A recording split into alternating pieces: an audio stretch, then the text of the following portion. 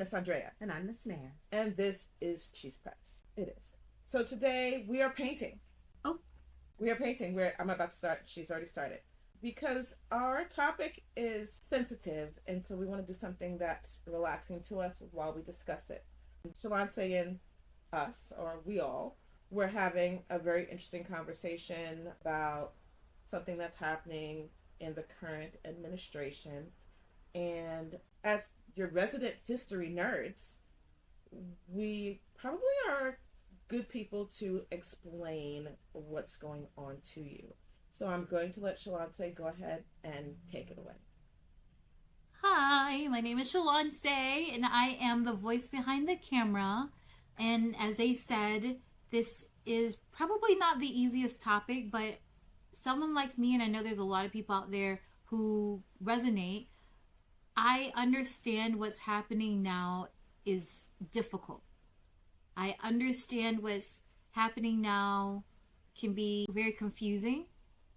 And due to technology these days, it's really easy to get misinformed because our algorithms will cater to what we watch, what we want to hear, and we may not necessarily get what we need to hear.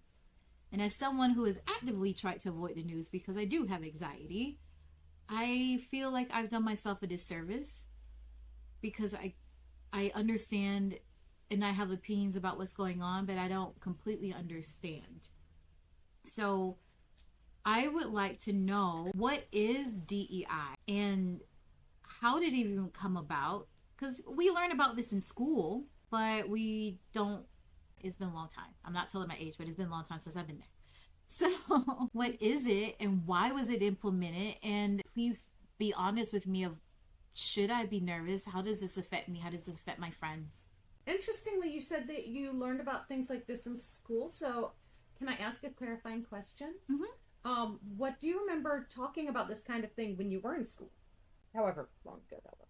In an ancient civilization time. Because we're dinosaurs. We're dinosaurs. Rawr. I just remember it being clumped in with, and I could be wrong, but I just remember my brain clumping it in with civil rights or laws. When you have to learn the laws. So like and learn amendments. Yeah. And things being amended or added. It wasn't something that just had its own section. It may have had a story that was attached to it as to why this was important. But it wasn't burned in my brain because I felt like that was something that was implemented after I got here. So I've been able to reap the benefits of what it is. So I didn't have to worry about when it came about. It was just like, hey, this is here. And this is what helps you get into jobs and colleges and things like that. And I was like, so I've only really started hearing the term diversity, equity, and inclusion 25 years ago. That's what I was also thinking. Yes. This is actually the new way of talking about things. Before that, it was called affirmative action. Yes. Mm-hmm, mm-hmm. And so as a 18-year-old in 1986, entering Fordham University. And honestly, it was the first time I'd heard affirmative action because other students would come up and say, are you here for affirmative action? Did you get into this very hard to get into college solely because you're Black? Mm-hmm. And then they got shut up when it was time to turn in papers and get those papers back because they all wanted to compare grades. They stopped comparing grades with me. I was the better. And so I'm on Time Magazine website and I'm going to read to you what they say about diversity, equity, and inclusion. So these programs can take many forms, but they generally describe efforts to increase access and to remove barriers from things like higher education and jobs for those from diverse socioeconomic backgrounds, races, and genders. Right? And honestly, the people who benefit most from DEI right now are not Black men. White women benefit from DEI more than Black men do at this moment. Backgrounds, races, and genders. And so companies lean into genders to fill those quotas, is what it is, right? So the origins of DEI efforts in the federal government can be traced back to the Civil Rights Act of 1964, in which, among other things, discrimination in employment based on race, religion, sex, color, and origin were outlawed. You think 1964 they said outlaw and everyone said cool. So you think that the government said 1964? Lyndon B. Johnson was like, no. And everybody was like, cool. Not cool. Because what are laws without enforcement, right? So Lyndon B. Johnson issued Executive Order 11246 the next year, which barred discrimination in federal employment and required the government to take affirmative action to ensure that applicants are employed and employees are treated during employment without regard to their race, creed, color, or national origin. So basically the phrase affirmative action that we grew up with. Right. And that's where that came from. Laws were made and people were like, all right. And then, as with any laws that had anything to do with race, they then had to be enforced because people were like, sure, whatever. Right? So, our current administration has now revoked this action, stating that critical and influential institutions of American society have adopted and actively used dangerous, demeaning, and immoral race and sex-based preferences under the guise of so-called diversity, equity, and inclusion. And so it's not like they're saying diversity, equity, and inclusion is bad. They're saying other things are trickling in that weren't intended. What are those things? I don't know that time tells us. Most likely the gender issues. Most likely like trans things. Do you really think that that's the messaging? I think that's what they're using to make people say, yes, that, make it go away. Honestly, at the end of the day, I think they are purposely targeting diversity, equity, and inclusion. But so when you're saying purposely targeting diversity, equity, and inclusion, I mean the use of the words as the common person would expect those words to be used, correct? So the idea that everybody has a seat at the table, regardless of who they are. So the idea we should not be excluding people based on... I'm gonna clue you in on some conversations. Yep, go for it. That I've had with people who don't look like me. You were not one of these people. They've said, but what about my white 7-year-old son? When he grows up, he's not gonna be able to compete with black women in the workplace. What? What do they mean by that? Understand, taking a step back, taking the 1,000-foot view of race, and this woman's son is very smart, so equity. I don't get it. Well, so there's a meme image that goes around that talks about what equity looks like, and that's a really good meme. I'll put it in. They're standing at the fence watching a baseball game, and you've got little kid, and this is tall, and then one is this tall, and an adult, and the adult can see the game, and equality is everybody gets the same size bench, and now everybody steps up the same size bench. So everyone's a little taller. But they're all able to see. Nope, the little one's still not able to see. And the one that could already see is now still even able to see. I get it. And so then equity is benches that bring everybody up to where same. Everybody can see over the fence. And so some people needing a little more boost than other people, and just... Some people don't even need a boost. And some people don't need a boost. And so it's bringing everybody up to where everybody can see.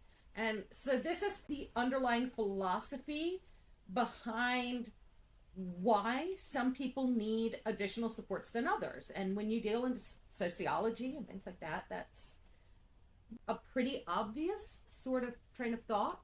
And the problem when you're starting to do things like that is when some people are getting boosts and this one person over here is not getting a boost, now they feel like they're discriminated against. And what's happening is they just don't have the artificial advantage that they would have had before. And so they're not actually being discriminated against, but that's how it feels to those people in that moment. And so it creates this fear among the privileged classes that, well, we've lost our privilege. But that was never the way that it should have been in the first place, because our forefathers, all men are created equal.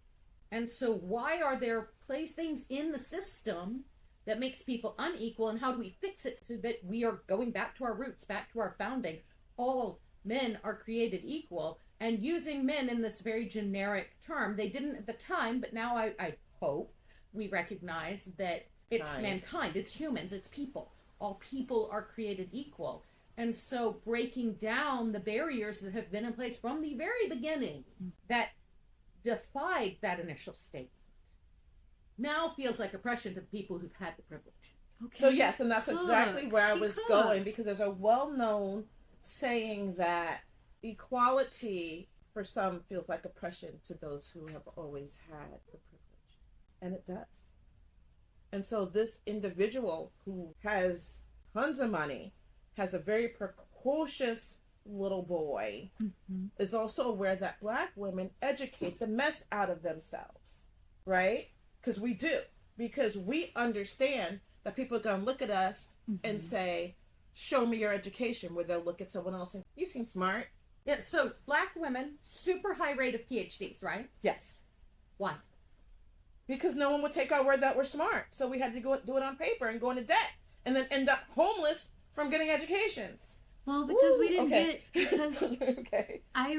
because there are certain opportunities that were not afforded to us, so therefore we had to work harder to prove that we could be in the room. And I'll tell you, I hate Can it I when share my a story? parents said that to me. Please. So, not many people have heard a story, but you're more than welcome to use it.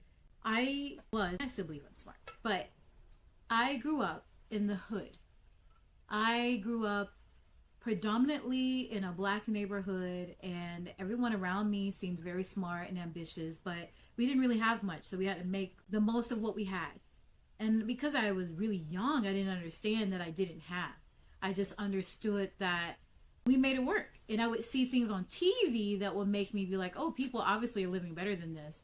But I didn't see people live better than me until they rezoned my middle school. I was a part of the age group that 6th grade became part of middle school.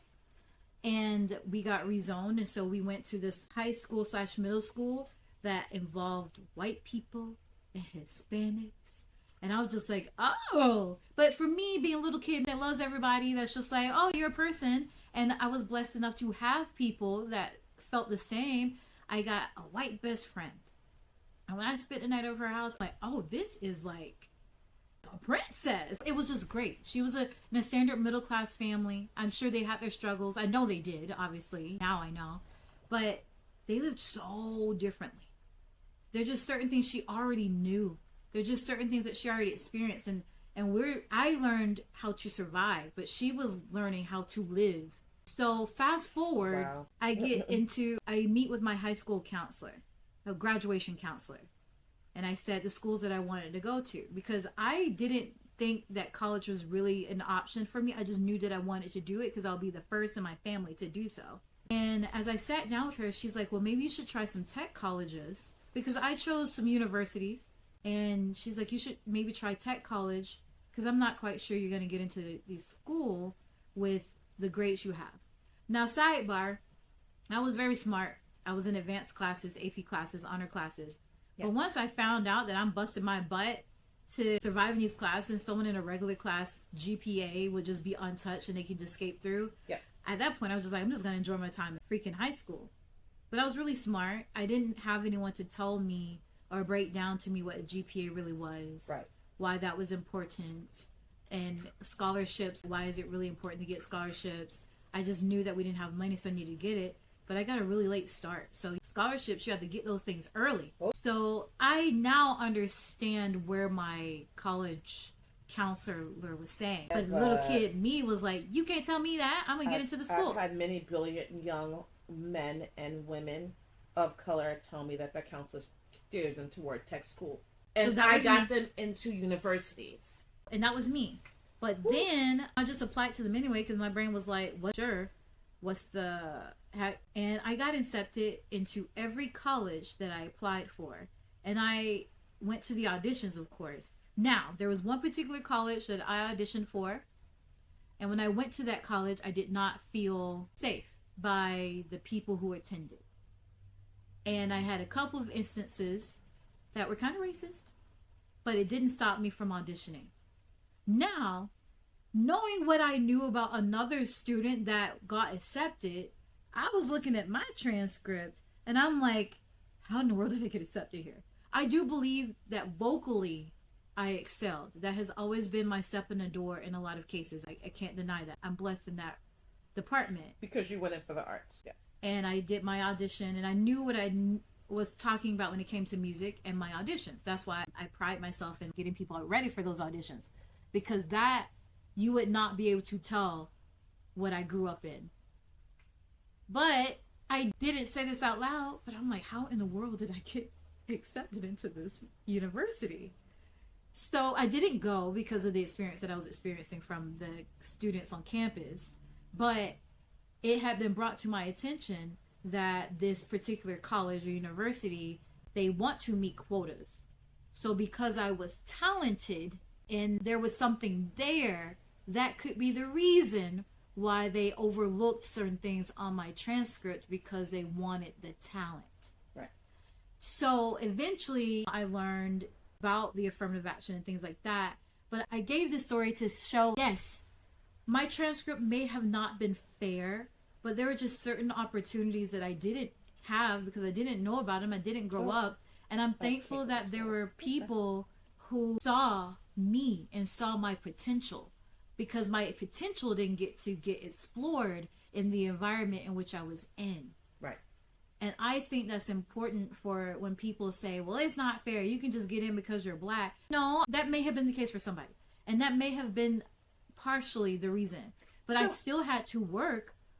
Yes. The reality is that that's not actually how that works. Yes, under affirmative action, which actually they haven't been doing for a while, so most diversity, equity, and inclusion initiatives didn't focus as much on meeting the quotas for quota's sake, because it was an evolution of how we screwed up affirmative action. But most of the people who were brought into colleges under affirmative action had the chops. There was something there. Yeah. Just like you said, somebody recognized your talent. That belongs at Fordham. There was people recognized something about that, and it became this political lightning rod that people were like, well, they only got in because of meeting this quota. No, what the quotas were doing is ensuring that people who were talented from less than ideal backgrounds, who didn't have those opportunities, also had a shot at getting an education. Yes. Were also being considered for the jobs, weren't just being dismissed outright, because there are legal things that have been part of this country's history that have expressly excluded people of certain demographics from opportunities. So let's look back at the arts for a quick second. Most people I know whose kids have focused on the arts have not been Black. It is hard to be accepted as an artist into a conservatory or even a liberal arts art program, because in general Black people don't have the resources to get the kids the private tutors and teachers and all the support that they need to get that scholarship. Now, we know that my daughter went to school in an art scholarship. I paid for a private voice instructor since she was 12. I paid for a private piano since she was 7. That's in addition to what she got in school. For you to have gone in an audition and done well, that meant your talent was here.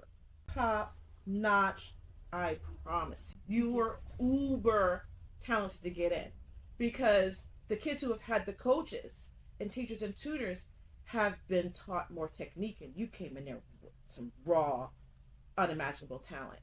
And that's what these programs are supposed to do, because the DEI children may not be as comfortable on stage because they haven't had the stage time. Their confidence might be crap because they haven't had a private instructor for 12 years. It's just you and your talent. Now, I've seen people say that may have been necessary years and years and years ago due to what's happened with minorities and the opportunities that minorities weren't given or put in certain situations due to what has happened. But what's the excuse for 2025 when they feel like opportunities are more prevalent now for minorities than they were before? So what happened was, every spring there are lawsuits. Every spring there are lawsuits because a student who has done all the things that it says on paper you're supposed to do to get into college, they have done them. They have gotten A's. They've done some dual enrollment, or a ton of AP. They've run for class president and they've found a niche where they can be a leader in a program somewhere. They've hit all the marks. They're out doing public service, they're doing all those things. And then what looks like your typical regular black kid gets a spot at Harvard and they don't. And they scream bloody stinking murder. What they don't understand is that they're going by the wrong formula. That kid may seem real average, but have an area of expertise that blows people's faces off. And this is what I talk about to homeschoolers. You can be pretty average, but there better be something about you that is just above board. You might be crazy scientist kid, or your verbal abilities may be amazing. You can interpret Shakespeare like nobody's business. Your math is off the chart. Those are the kids that are getting in. So every spring there have been lawsuits that said he got in and I didn't, and I know that I've checked all the boxes and he hasn't checked all the boxes.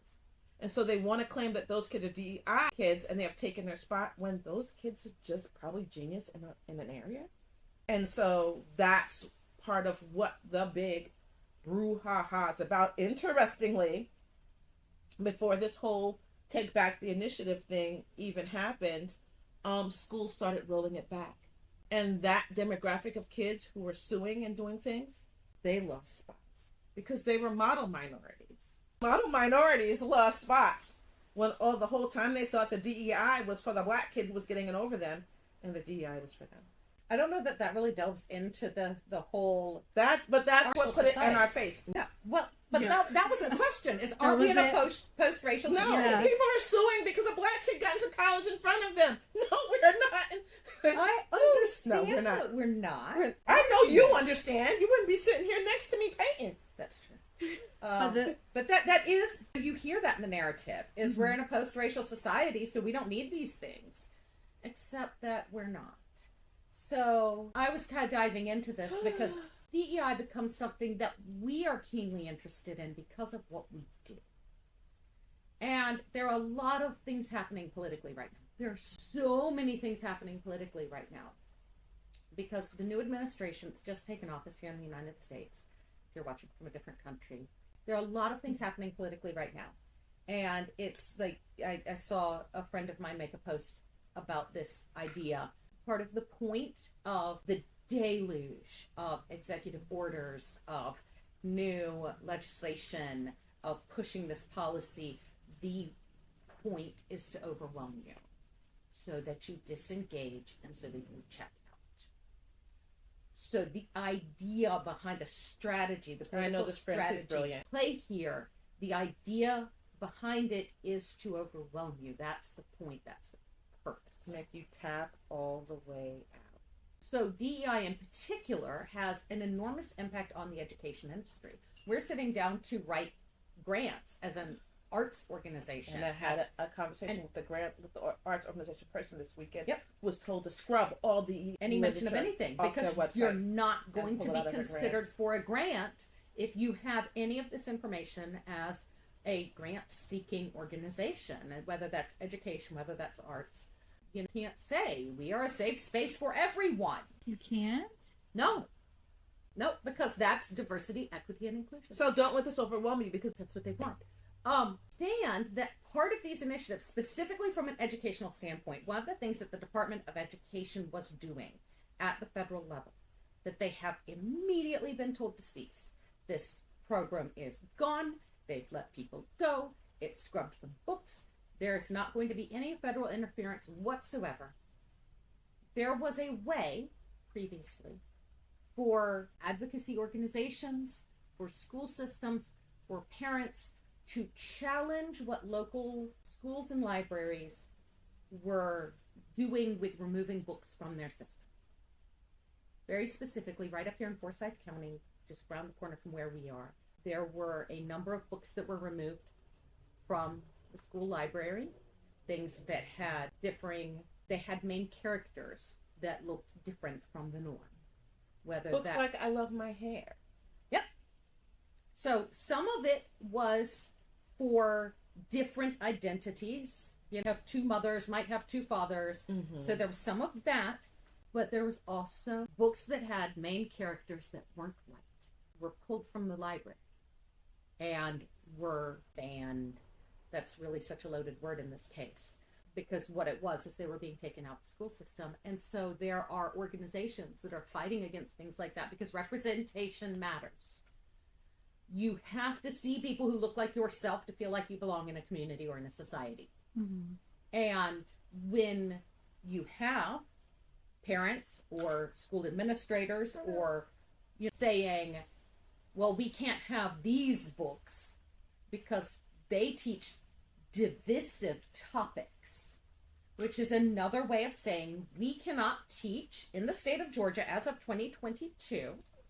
We cannot teach a full course on civil rights and history because that is a divisive topic. I didn't know that. Oh yeah, this was already starting in Georgia prior to what's happening at the national level. There's an now. AP course. There's an AP in African American Studies. You cannot take that in the state of Georgia.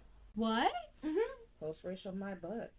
So when somebody says, we don't need these initiatives, we exist in a post-racial society, look at the legislation and tell me that with a straight face. Because there is legislation specifically, the books that we write, what we publish. If you were to teach that in a public school system in the state of Georgia, that would run afoul of this law. Wow. Because when we teach history, we're going to teach we all don't of it. just teach from the European perspective. We cycle through. We're like, oh, no, the year 1750. And here's what was going on in France. And here's what's going on in England. And here's what's going on in China. Here's what's going on in Africa. People don't want that. Here's the thing. We're not going and here's how they interacted with each other. We're not going to shy away from explaining this is how and why colonialism started. And this is the effects of colonialism in the countries that got colonized. And this is what was happening. And this is the propaganda that the government was using to justify it. And this is, not going to shy away from teaching the full story of these things because there are lessons to be learned in this. And what are those books? This is an introduction to the study of history. This teaches you how to learn history and investigate it for yourself. And this is book 1 of Veins of Civilization, Ancient History. I think there will be a lot, 8 or 9 total. And each book covers 4 lessons. And so in this, and we're doing the entire, it's teach from a 4-year perspective. Mm-hmm. So we're rolling the entire gambit from all the way when we first see evidence of humans through modern era, which we kind of around the 90s-ish. Yeah. We're going to start with Reagan or no, we stopped with Clinton, I think. Yeah. Here. Mm-hmm. But we want to make sure that most of the information is no longer redacted. And what does redacted mean? So I'm glad you asked. So when governments put out material, they will remove names, key pieces of information. They're supposed to. I hope they continue. No, they will absolutely continue that practice because the point is to protect the people who are in power from the consequences of their decisions. Usually they will release unredacted information when most of the people affected by whatever it is have either died or have blessed the releasing of it. So that's usually a solid 2 or 3 decades. Yeah, there's 50 decades years after out. the fact. Like this point, I this just information fully got the full information on the Nixon Watergate thing. Right. Like unredacted. And there are documents related to Kennedy's assassination that are still not fully unredacted. The current administration has promised to release all of them. We'll see. The more information we have, the better. And when you're teaching history, you can't teach a full picture if you don't have a full picture. And so that's why we kind of stop at a point with that. But yeah, you believe that we're in a post-racial society, perhaps take a look at some laws and reevaluate your position. So people like to tell each other that we're in a post-racial society, and people like to tell those who know that we're not in a post-racial society that we are in a post-racial society. People like to tell themselves that they're not racist. So on that, like, you hear people say, well, everyone has access to information now. Everyone, like, starting line is the same for everyone in 2025. Let's just say 2025. I know it just started. Not everyone has access to internet. And even with that access to internet, that's all being very controlled right now. Go, because you're about to explode. I am. The internet does you if you don't know how to process the information. Especially now with algorithms being catered to whatever you search. Learn how to process information. I've literally been in, not arguments, but we'll have different sides of a situation because her feeds are filled with one thing and mine are filled with another.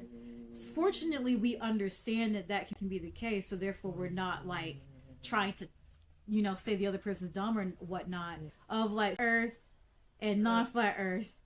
I'm not saying ours is filled this way, but the best example I can see is if I look it up, and that's thing being filled with what is that why joke? flat Earth is a thing, and then because she wasn't searching that, she may see why flat Earth is stupid, and then I might see why this is why it is. Totally different things based off of what we searched and what we look at. And if I was a person that just believed that, oh, this is right, because I literally had someone tell me, well, it has to be because this is all that I see every time I get on my phone. And I'm like, it's because it's catering to what you have looked at, you searched, or things that you have been interested in, but it does not mean that it is fact. Yep. And part of the underlying issue that we've got here, and part of what's going on and why we have so much difficulty, is that the political landscape, the things that are happening, no longer align with what people have believed their entire lives. So there are policy points, there are ways of seeing the world, ways of doing things, and the political parties have shifted in what their priorities are, but people who have long identified themselves with one or the other or in the middle, they don't necessarily see the shift. They don't understand that. I see the shift. You're paying attention.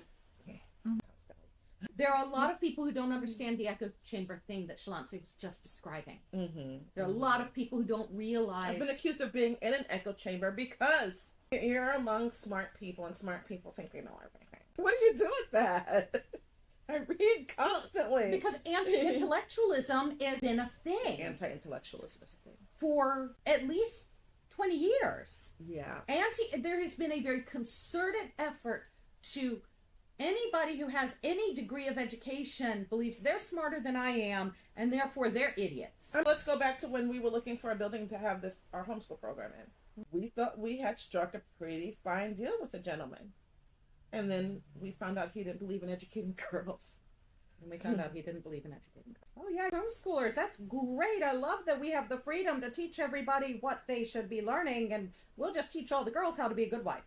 Oh. No, sir, we're college prep. And that includes girls. They can still be a good wife and have a degree. It's a whole different discussion. We're both wives of very intelligent men. Would we have survived without having been smart? Nope. And that's the thing. We've had to explain to them that the quality of relationship that you find yourself in is directly dependent on your level of education.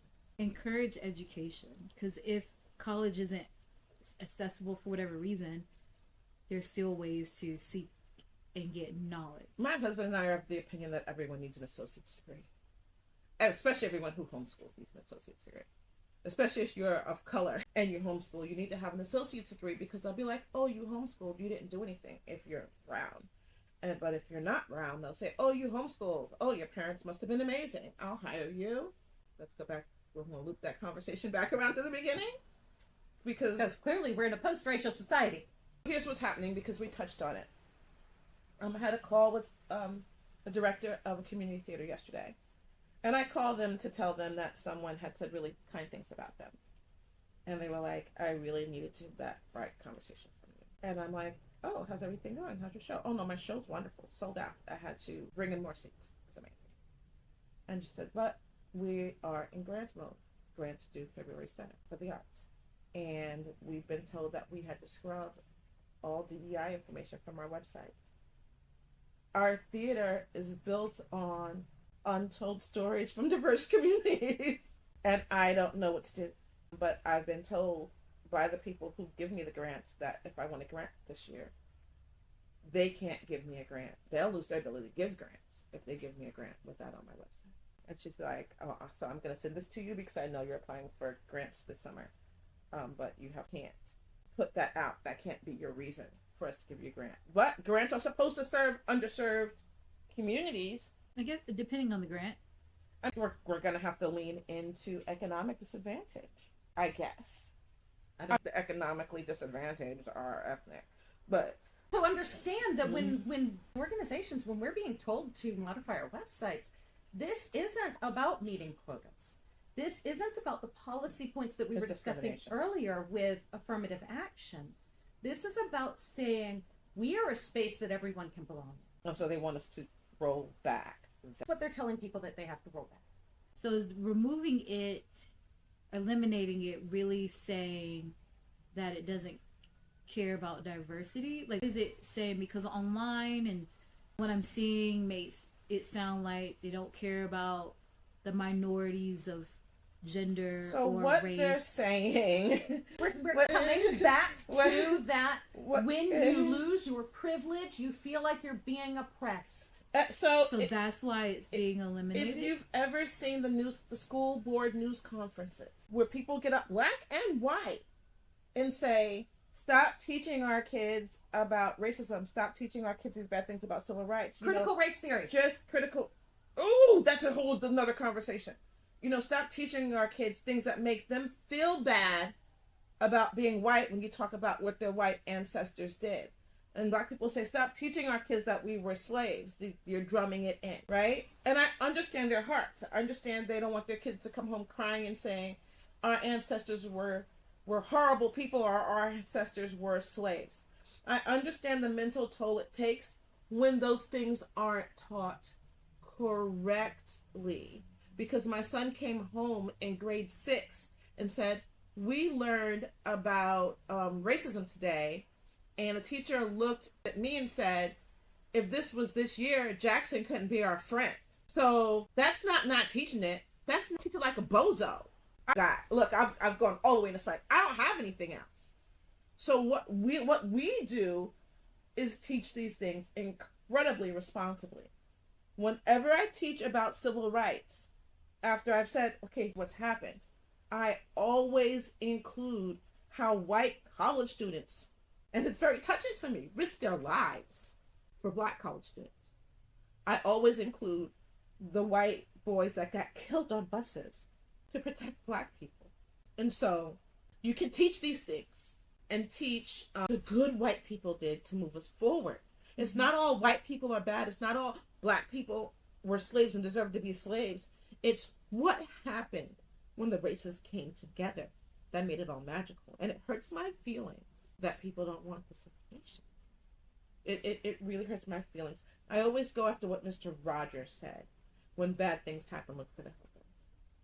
And I teach the hard thing, and I'm like, and I'll put, okay, first go outside and run off some steam, and now here are your helpers. Right? Mm-hmm. So it just hurts my feelings. I don't even have any other way to say it, but it just hurts my feelings that people hold such hate or blindness in their hearts that they don't want the conversation that's going to lead to that good conversation that's going to make their kids better people. Because at the end of the day, they're afraid that their children aren't going to have the upper hand that they've had for generations, and that they're going to have to compete.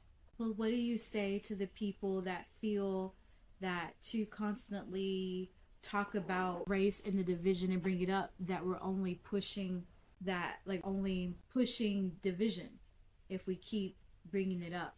You can't hear what you don't discuss. You just can't. Because I hear some people say that, okay, but yeah, it hurts. It hurts. It's gonna hurt. I'm sorry this hurts. But once we bring it out, we can get past it. Go ahead. No, it's founding on that. Of like, people say, like, if we're all supposed to be equal and we're supposed to move on and work together, if we keep creating division, like I read it was talking about why are there months that are celebrating different groups of people. Yep, because here we are coming up on February. Yep. Yeah, February. Because black people aren't included in world history. Modern history is African American history. Mm-hmm. So we should be able to teach modern history, colonialism, and forward. And without teaching black history, but we only want to talk about 4 people, and it's a much bigger picture. So you would say that applies to all the groups. So we're going to come back to what happened last year that still grates on my nerve. There were 2 comments on YouTube. Oh, we did a Black History Month, and then we did a Women's History Month on YouTube. We did. And I very specifically dove into and it. I just we posted a remix of some of the Black History stuff. And we actually did, the very last day of March, we did a Reasons Why for Women's History. And it was recorded by a man. There was also that. But it's important for people who don't fit marginalized groups to also tell their stories, to amplify their voices. And that was why we chose to do that. But there were 2 comments. First one was that we had way too much time on our hands and we should go get married because we clearly weren't using our time well by being educated women and talking about history. I've only been married 33 years. It's fine. Yeah, been married going on 24.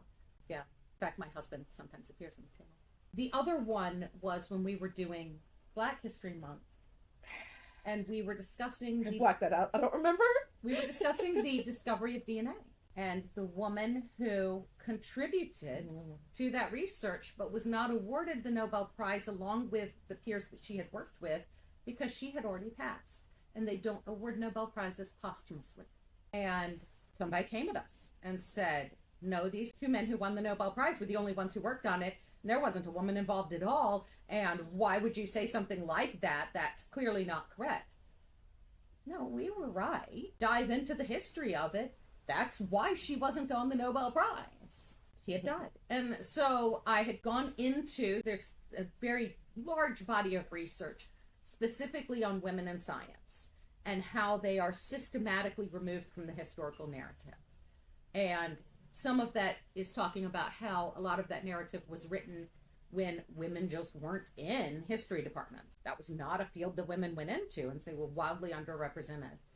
And so there was this female, and her doctorate, and then all of her work as a historian after she was awarded her doctorate was largely about women who were erased from the scientific, and it was called the Matilda Effect. Yes. And so that's how we kicked off March. Our very first short in March was the Matilda Effect. And why we don't know about a lot of the women, the broad conversation, why you're missing a lot of the women specifically in science. Because when you talk about history, when you talk about narratives, when you talk about how stories are told, people from marginalized groups are erased from the history. Because also, the victor tells the story.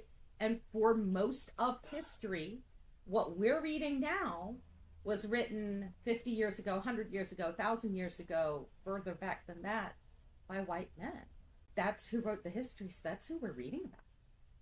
So if you don't take the time to very specifically highlight these things, whether we're going to celebrate it for a month, whether that's we're going to go back and flesh out what we're teaching to include. That's what they don't want to happen. That's revisionist history. I suppose we're revising it to give you a clearer picture of what actually happened over what we've been teaching for 200 years. So, at the end of the day, in the short term, this is scary. It is. And so to continue to bombard us with all these scary things is a way to get us to mind our business. And that's going to let them go ahead and pass laws and rules that benefit them financially and in other ways because we've tapped out and we're not looking anymore. So it would be really cool. And honestly, I tapped out and I haven't started watching this until last week, where I told myself I'm going to watch news for an hour a day and give myself that hour a day to absorb the news cycle and then go about my life, right? Because if I tap out completely, now things are happening. Now people are just running rampant because people are like, I can't handle this no more. I'm just not looking at it anymore. Right? So what advice would you give for people who aren't actively keeping up with it, or if it feels like it's too much? So first off, it's supposed to feel like it's too much. Mm-hmm. So recognize that. Give yourself space to work through it, because this is a very conscious, very intentional, strategic tactic. It's supposed to feel like it's too much. And is it really as scary as it sounds? No, so here's the thing. Executive orders are going to influence how departments respond in this moment. They are easily implemented. This will pass eventually. They are easily overturned. Legislation should be more concerning. That requires a larger range of approval. Historically, that has taken more time to get through. They're trying to create an environment where that doesn't take very long to happen. And so paying attention to the legislation is more important than paying attention to the executive orders in this moment. The things to be most cautious of are talking about constitutional amendments. Those are, Pay attention. that's a much heavier lift to get to. Because we'll end this country as we know it if we don't pay attention. There is already talk of a constitutional amendment pulling back term limits on the presidency. That's a very scary thought. Wait, so do what? If we pull back term limits on the presidency, now I can run for a third term. Just like when Schwarzenegger wanted to run, they looked into pulling back, doing an amendment that said you don't have to be born in the U.S. to be president. Mm-hmm. So there are things that, by their very nature, are likely to be temporary. There are things that will be harder to walk back if sanity returns to the political process. I'm going to tell you, as someone who used to work in politics, I don't believe that sanity has been a part of the political process in a number of years. I don't believe that sanity was part of the process the previous 4. So we have gotten to a point where it's more about cults of personality, and that's in all levels of government. The more important thing has been how much noise can you make, how much attention can you draw to yourself, and we have not governed on policy in probably 10 years. Sounds about right. So this is not new. This is not one side of the aisle. But if you know about history, we've been here before. Oh. McCarthyism was awful. It was. And we pulled ourselves together and got past it. But in the time being, what do you do? Well, so since you guys have been there and done that, what would you tell us how to handle this, what to do? What advice would you give us? Read. Learn history. Get biographies. Don't get your news off of social media.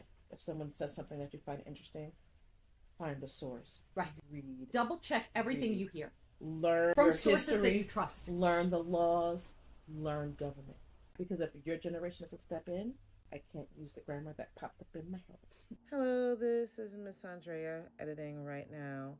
And I've been informed that you all might appreciate it if I included a playlist of videos that would be helpful. And so I'm doing that in the description.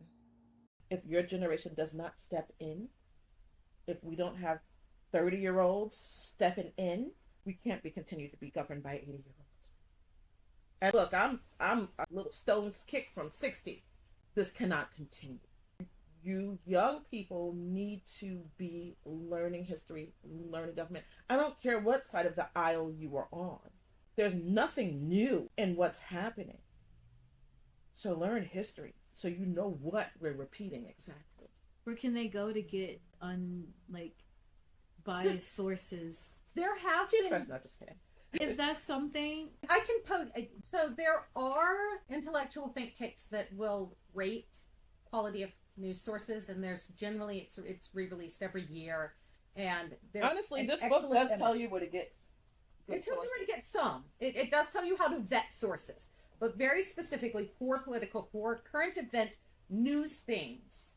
Actually, let me figure out where it is. It's just so important to educate yourself for yourself. But where? Yep. She's gonna pull some things for you. I just read constantly. I just use, all right, so I want to say common sense, but the common sense that I was brought up on. Nope. So there is a website called allsides.com, and they talk specifically about media bias. And they will do bias checking, find bias ratings, and so they've got these media bias charts, fact check bias charts, and they'll tell you their methodology. So you have the opportunity to dive into how they've made their rankings. They explain it all to you. And so they have far right, right, center, left, far left. And they'll group people into where their leanings tend to be. Because here's the thing. Everybody has biases. Everybody has a point of view. 70 years ago, it was super important that the media present a picture in the most unbiased way possible. And 70 years ago. So recently, where... Well, so it was really the advent of the 24-hour news cycle, which I was a middle school child at that moment in history. So this is fairly new. 24-hour news cycle changed how we approached teaching ethics in journalism. And there is no longer this perceived mandate in the industry to attempt to provide unbiased information. They will tell you that they are unbiased. Every one of them will tell you that they are unbiased. They are not. So there's always... So in reading constantly, you will learn, you will start to see the inconsistencies, and then that'll make you go, and now you go in and you research. Because you've read this thing, and now you've just read the complete and total opposite or something that was almost like it, but then this took this a while to hear and went off. And then you're like, that was weird. Let me figure out who said this and why. You need context for all of these things. You need to know what that person's motive was in writing that. And they'll even split things apart on National Review. They've got, here's the National Review News has one rating. National Review Opinion has another rating. New York Times News has one rating. Opinion has another rating. And so they'll split it out so that you kind of this sense. So some particularly sources that are still kind of considered center are Reuters, which is a wire. They basically are at the site of events. Everyone uses Reuters. They tell you this is what happened, and then they send it out. And so all of your local newspapers are pulling things from Reuters. All of your local TV stations pull information from Reuters. It's a wire. They send it out to everybody. The Hill is a good resource. The Hill reports specifically on things happening in Washington, D.C. It's specifically Capitol Insider kind of things. And that has a center rating. Wall Street Journal has a centrist rating. So yeah, there are charts online that will specifically tell you what the media bias is.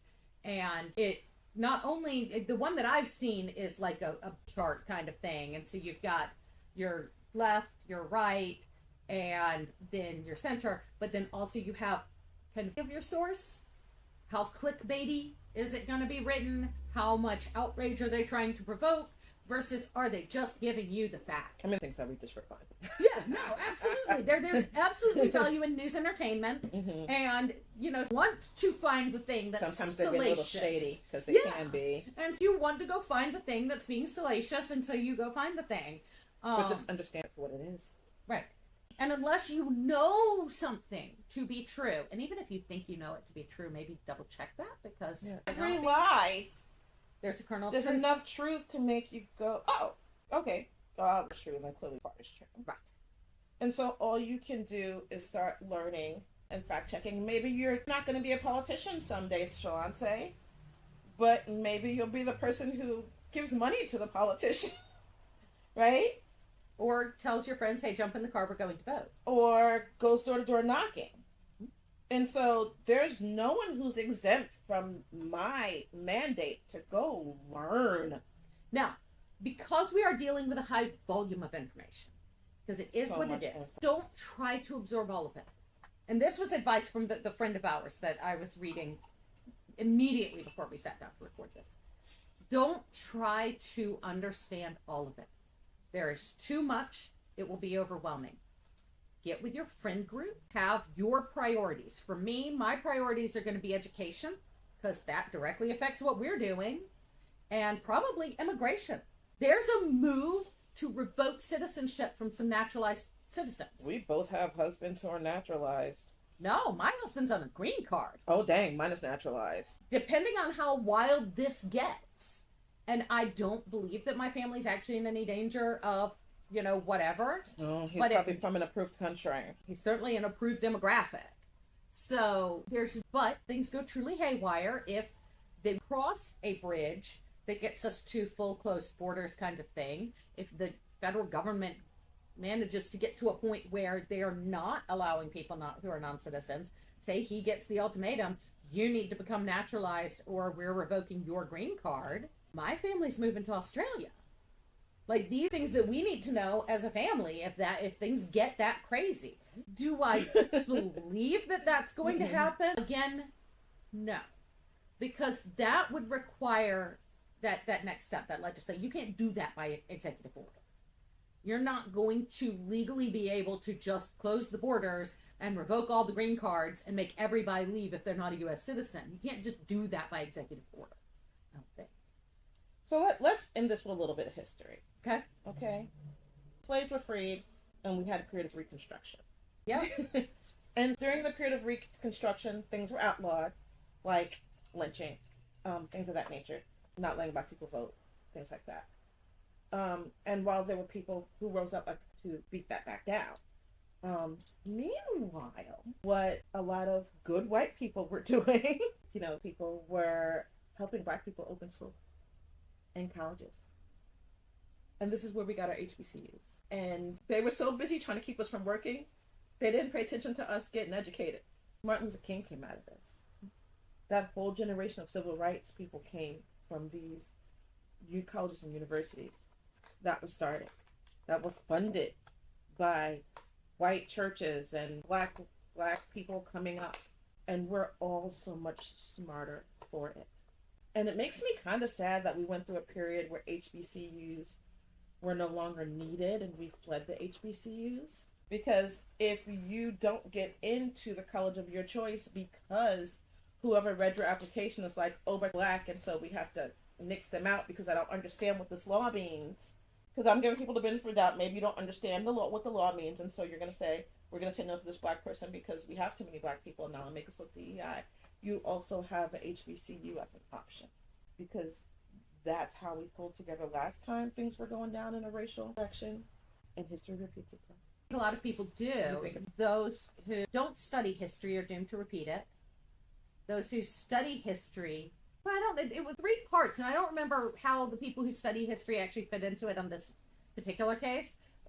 Constantly, I see those who study history are doomed to watch everybody else repeat it. But those who don't want to teach history intend to repeat it. So learn history, learn government. So what we have for today. If this brought up any questions, ask them, and we will answer them. If this brought up arguments and you want to scream at us, but if you're going to tell us we're wrong, you got to include links. Yep. We are always happy to be corrected. Sources. We are always happy to be. So if you've made it this far, or if you've skipped to the end, but if you've stuck through this conversation, thank you for being here with us. Go ahead, like, subscribe, comment. Links to buy our books will be down below, so check those out if you're interested in learning more about critical thinking or how to study history. And check out some of our other videos, because we talk about history a lot. Yeah. And we also talk about homeschooling and education. Also, So, next time.